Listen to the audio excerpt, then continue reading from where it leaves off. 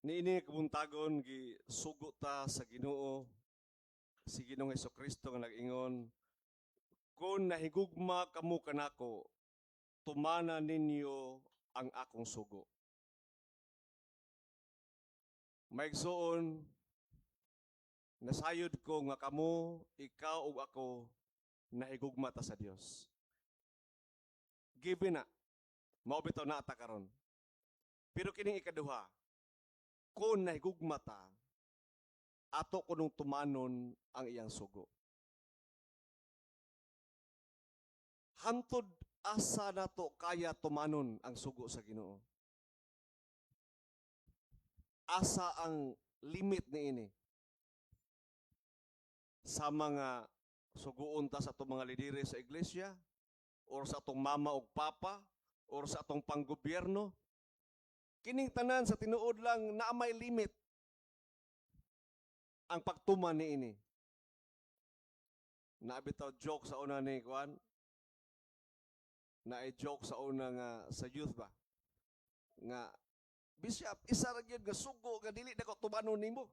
Kung muingon ka nga pag-undag na og pagalagad sa Ginoo. Di ka turo ba nagpasiguna na lang istorya kay undag pa siya pagalagad. Nawa na siya karon dire. No, kanang mga pinahot nga style ba. Nga kung ikaw si Pablo, ako si Silas, ano ito? Di tagi kabiyaan. Oh. Nya katupod sila nga tawanan ni sulti na wa na pud to sila karon. So the question is, hangtod kanus ata or hantod asa ang atong pagtuman sa sugo sa Dios. Kaya kung manarbaho ka, moingon ang mayor or moingon ang gobyerno nga kinahanglan ha, mag-overtime og Domingo ha, kaya kung dili, tanggal mo sa trabaho. Pwede mo na ito supako na. Kaya naman, nakasupak man siya sa mas labaw pa nga sugo, nga mao nga higugmaon mo ang Dios labaw sa tanan. Mao na tayo mga igsuon diri nga nag-duty pa karon, murag ato na sila iampo, di na to hukman. No? So asa kutob di ay ang atong pagtuman sa iyang sugo. Maigsuon, lisod ang pagtuman sa nagsugo kung ang nagsugo wala na higugma nato. Nagsugo lang siya tungod kay maoy gilatid sa balaod ug maoy palisiya sa kumpanya nga atong gitrabahoan. Apan kung masayod ta nga ang nagsugo nato nahigugma nato, gaan og sayon ang pagtuman niini. Amen ba? Pero bisan pa man nga atong mga ginikanan, kung ikaw usa ka anak, o bisan pa man nga atong mga ginikanan nga tataw o klaro nga nahigugma gid sila nato, ang mga anak di magpatuo. Di ba?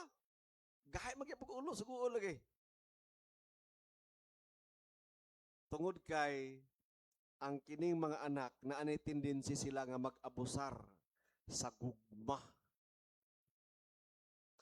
Maigsuon, dili unta nato abusaran ang gugma sa Dios. Amen ba? Ingna imong abay para di siya malimot. Ayaw abusare ang gugma sa Dios. Ingna. Ingon si Kristo, if you really love me, keep my commandments. Ang pagkeep na to maigsuon, ang pagtuman nato sa iyang sugo, ang gusto sa Dios is with all our will. Sama ba ni Maria nga wa siya napugos, wa siya gihadlok, ug wala siya gi-manipulate, ug wala siya hurab-hurabi sa anghel nga musugot, kundi iyag yung kabubuton. In Latin na her fiat, iyang voluntas, iyang voluntary nga pagsunod. O sa atong pagsunod, dapat diha kauban pud ang emosyon. Kay dry man kakaayo nga magsunod ka nga way feeling. Mura mga musician ko, pakantahon nimo na sila, di ba? Pero magpiyong-piyong na kana sila gali kana with feeling na. Nindot na kaayo. Pero conscious ka sa imong gibuhat, Kaya nagkanta ka lang, kaya nagsunod ka sa lyrics, niya di ka mayabag. Murag dry kayo on deliberation. Pero with feeling, with emotion, nindot kayo, it's colorful. But the thing is, kung mubiya na ang emosyon, usahay feeling na to walay gugma. Moingon dito nga, wa naging ka na gugma na ako. May lang ka sa una. Nga moingon din panadugan na kita nag-uban. Moingon kaya po ka, imo nga po ki-question ako gugma. Katawa na ng tao na sa because we are so governed with senses, with feeling, di ba? O kung magtuot nga, wala na ang feeling, wala na ang love. O nalimot nga na ang feeling because we decide once and for all to follow Jesus and to love God and to love you. O wala na siya maigsuon nakabase sa atong gibati. Maybe one of the definition of love is immortal, or love is everlasting. Love is forever. Because love comes from God and God is love. Og dili gid to maseparate ang Dios ug ang iyang gugma. And we obey still even if emotion is no more and the flesh is in opposition. Mo-oppose na ang flesh, we still decide to love because true love demands sacrifice like the sacrifice of Jesus. Parents, mga ginikanan, understands deeply what love is compared to the understanding of a child. Mas nasayod ang ginikanan o mas makadefine sila kung unsa kini ang gugma o ang pagsunod ni Kristo or the gugma per se compared sa ilang mga anak. Kaya ang ilang mga anak, usahay ang love nila, wala pa wisdom, wala pa experience, o wala pa kayo mga sakripisyo. Compared sa mga ginikanan. Because the parents' love is built and tested with sacrifice. Maigsoon, kining the book of Jeremiah 31 verse 15 to 17.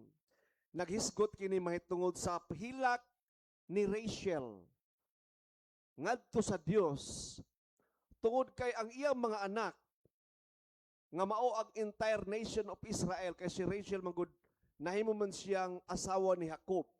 Og si Jacob, as we all know, according to the tradition, na siya upat kabuk iyang asawa. Pero si Rachel mahimo siyang matriarch, the mother of Israel, because she is the mother of Joseph. And Joseph is the free figure of Christ. Si Jose manggod, nga the dreamer, nahimo siyang sama ni Kristo. Tungod kay gipadala siya, gibetray siya sa iyang igsoon, di ba? Jesus is betrayed by Judas, pero pare-pareha sila ba? Kaanggid. Niagto siya sa Egypto, gibaligya siya, 30 pieces of silver coins. Then, gipakaon niya ang entire Egypt with wheat, and Jesus also became the bread of life. So somehow si Joseph, nahimo siyang the free figure or the shadow of what is greater to come, Christ himself. And Rachel, the mother of Joseph, nahimo po siyang the free figure of someone greater to come, who is Mary, the mother of Jesus. And si Rachel, nagampo siya sa Ginoo sa iyang prayer nga, according to tradition, kay and the book of Jeremiah, gisulat siya sa Jewish mga historian or naigitawag nga rabbinic tradition, mga rabbi ba, teachers of Israel, and they put a deeper meaning about the cry of Rachel in the book of Jeremiah. Og niingon dito sa interpretation sa Midrashim, kanang mga notes of the rabbi, mga pari sa Israel kaniadto. It's not part of the Bible. It's not part of kaning the new and the old. Pero ningon sila nga, according to Midrash, sa sinulat sa mga Jewish rabbi, nga Abraham plead to God. Nagampo siya, and by the merit of his sacrifice to God through his son Isaac. And sa Lord, kadumdum ka, si Abraham, ningon siya, kadumdum ka Lord, nga wala ko nagduwa-duwa sa paghalad sa akong anak nga si Isaac, ug sa akong pagtuo kanimo. And according to Midrash tradition, God was not moved. Murag, nothing happened. And here comes Moses. And said, Lord, I represent the law. O Lord, I represent the leadership of Israel. He plead to God ga ang mga katawhan sa Babylon o sa Persia nga na-exile, ipauli na sa Israel. And according to tradition, God was not moved. But when Rachel, the mother, cry out to God, ingon siya, let me just quote the word, ingon siya. But when Rachel said, Lord, whose mercy is greater? Iyang gi-challenge ang Ginoo sa prayer, Lord. Lord, whose mercy is greater? My mercy or your mercy? And remember, Lord, ingon siya, if I,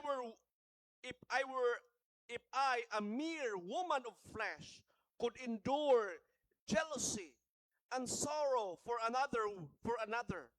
And siya, because during the time of Rachel, as a mother, there was a jealousy. Tungod kay, think of this, si Jacob na si upat kabuk ng asawa. And Rachel was one of them. And siya, Lord, I endured jealousy. Remember, Lord, Jacob was working for 7 years just to get me. Pero unsay gihatag ni Laban, akong tatay, si Leah, iyang giilad si Jacob. Then gitagaan siyang maidservant and another maidservant. And siya, I endure this sorrow and the jealousy.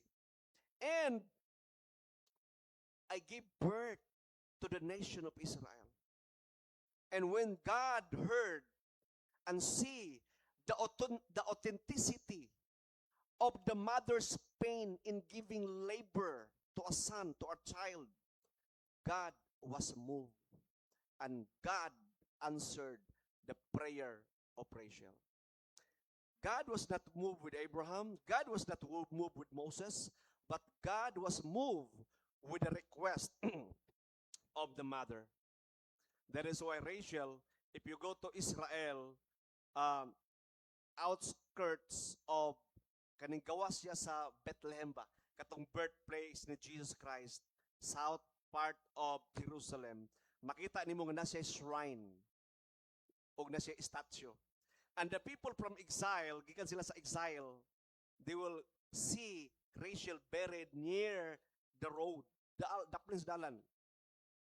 And the people muagi dito, maghimo sila intercession Rachel, nga mama or mother Rachel, the mother of Israel, please pray for me. Please pray for our children. Please pray for our nation. And dili lang mga Jews, even the Christians in the 4th century and the Muslims and the neighboring countries, muagto sila sa that shrine or the tomb, the shrine of Rachel. They ask for her intercession. And here comes Mary. When they ran out of wine, wala na sila ilumon, wala na sila bino. Kadumdum ko dito mi sa anakan. Yung ko nga kadumdum ko sa wedding of Cana ba. Primero gipagawas kay fellowship man to, men's o mga ladies. Mga si LBB, katong mga baratuhon. Paghapit ako mo ulit, kaning gabi na, nigawas na 12 years nga kuha na yun. Kaning gold nga, tanduay gold. Iko nga, nindot sa kinino, murasag panahon, murasag di wedding of Cana ba nga, ang pinakalamian nga bino giserve dito na sa panglast. Kaya sa unang panahon man ang bino is served, kanang mga low class nga bino, kanang tipsy-tipsy na mga tao di nakabantay ba nga, pait-pait na o baratuhon. Kaya medyo tipsy naman. No. So, but, the thing was, Mary, ingon siya kang Jesus Christ, wala na sila bino. And Christ said, woman, my time has not yet come. Pero makita nimo si Kristo, kung aton siyang dalon nga kultura sa atong panahon, ikaw usa ka anak ug moingon ka sa imong nanay, babay wala pa ni abot ang akong takna, ngano nag-ingon-ingon ka dana? Di ba lain? Ako ning gi-share kay Mother's Day man karon. Mga babae. Giingnan ni Kristo ang iyang mama, hoy babae. Wala yung hoy nga word. Ako lagi dugangan gamay. Babay. Wa pa niabot ang akong takna. Pero as I shared already, na-share na to ni, that God Himself called Eve, si Iba, 12 to 15 times in the Old Testament, woman, woman. And Jesus called Mary, woman. The question is, di pamangka niya panahon, unsa may gibuhat ni Kristo, iya bang gipasidunggan ang iyang inahan, or wala? Yes. Unsa gibuhat ni Mary? Do whatever she tells you to do. O unsa gibuhat ni Kristo? He turned the water into wine. And Mary as a mother prompted Christ to begin His earthly ministry. Mga mama, Happy Mother's Day kaninyong tanan. Kabalo ba mo mga mama nga ang inyong mga pag-ampo, bisan pag unsa ka wat sinanggo ha, bisan pag unsa ka daotan ang inahan, bisan pag unsa ka wat sinanggo butang talang ang inahan, pero kung ang inahan nagali mga liya sa Ginoo para sa iyang mga anak, like Rachel, God will be moved and God would surely listen. God will listen because God sees the authenticity of your suffering in giving birth to your children. Tungod kay ang inahan mao ang nag-anak sa ilang mga anak ug nakita niya ang kasakit nga ilang nagian. Inana kagamhanan ang mga inahan. Apan karon nga panahon, ang mga bata lisod naman kay pasundon sa tinuod lang. Nahimo naman og mga, I don't know, sa among time sa una mo ingon mga mama gyapon nga kani gid mong anak gahi gid ulo. Lami gini ibalik dito sa tiyan. Pero the same nga after generation kato ka generation og in this generation the same complaint. Mo nag-ingon ni Job, there's nothing new under the sun. I think during sa time ni Jesus Christ or first century, mga mama mo gyapon ila complain. Ikaw lami gahi gid ulo ha. Lami ka ibalik sa akutian. Ina na ba? Pero complain si Nicodemus, no? It's how could it be? My mother is already dead. It's impossible for me to return to my mother's womb. Kinala itong mga anak magson angay gini ma-born again. Born again naman na father, kaya during the day of their baptism, they receive Christ already. They are born with water, no, and spirit, and sealed with the Spirit of God. Maigsoon, lahi gyud gihapon. Lahi gyud gihapon nga ato maka-anak magkaroon sila og personal encounter kang Jesus Christ. Tungod kay kana ato mga anak na sacramentalize na sila, pero wala pag na evangelize. Wala pag ni tuhop. Although di tuhop man kay because the word of God would not return to him void, it will always accomplish. Pero ako pasabot kadang sila gid mismo ba? Nagkaroon sila og personal encounter ni Jesus Christ as their own Lord, God and Savior. Mauna mga inahan our challenges. Do not give up. Pangitaabi, lingi ang mga mama di sa likod biing na sila nga, do not give up. Tungod kay, actually, si Rachel she is called a sorrowful mother. But there is one sorrowful mother greater than Rachel who is Mary. According to tradition sa church, Mary is immaculada. She don't have a pain in labor because she is free from original sin. The pain in labor is the result of the fall of man. Tungkol sa sala, muna nagkaroon ta ng pain. But she is being preserved by God and she is without sin. Pero the sorrow nga iya nakita, she became a sorrowful mother or the mother of sorrow. Mabitaw sa kaning the Holy Rosary, kaning about the Passion of Christ, nga the first sorrowful mystery. The first sorrowful mystery is when Jesus Christ was in the Garden of Gethsemane. And he was praying nga ang iyang singot murag dugo. She has become a sorrowful mother. Why? Because she is at the foot of the cross. while Rachel, while si Eve, si Iba, nagkaroon sila ng pain sa labor, tungod kay nakita nila ang pagawas na nga kinabuhi. The child that to be born. Nag-antos sila, tanawa ang kontras ha, ang mga mama, nag-antos sila tungod kay ipakataw ang ilang anak o makita ang kahayag o ang kinabuhi ilang matagamtam. That is the labor's pain of the mother. But the mother of sorrow, Mary, ang iyang sorrow is different. She was witnessing firsthand, right in front of her, the death that his son is dying. While the mother seeing that a new life will be brought to life. But while Mary, ang iyang sorrow was more deeper. Why? Because it was not about life, it was about seeing her son dying. And she also saw the birth of the church who is in pain. Ang simbahan nag-agulo in the first century tungod sa grabe kayo nga mga persecution. But my message is so simple. Masabtan na to mga igsoon kung unsa ang kung naigugma kamo kanako, tumana ninyo akong sugo. Sayon ang pagtuman sa sugo ni Kristo kung masayod ta unsa kadako ang gugma sa nagsugo nato. O kamo mga inahan, ayaw mo pag-undang. Mo nga, minyo naman ako anak, Father, na naman ay apo. Nagpabilin gihapon ang imong pagkainahan. Wala nawala mga igsoon.